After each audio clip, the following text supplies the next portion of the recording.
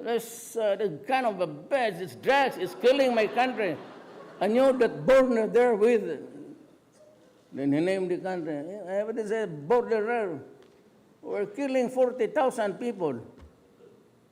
Sabi ko, yung akin, 3,000 lang.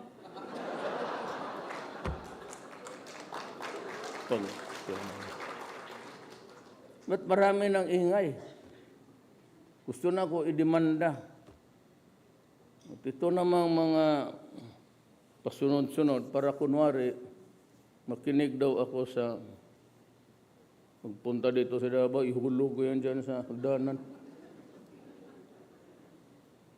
Mas marunong pa.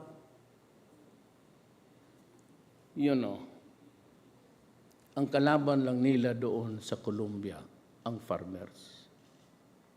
Atin dito, everybody's into the business.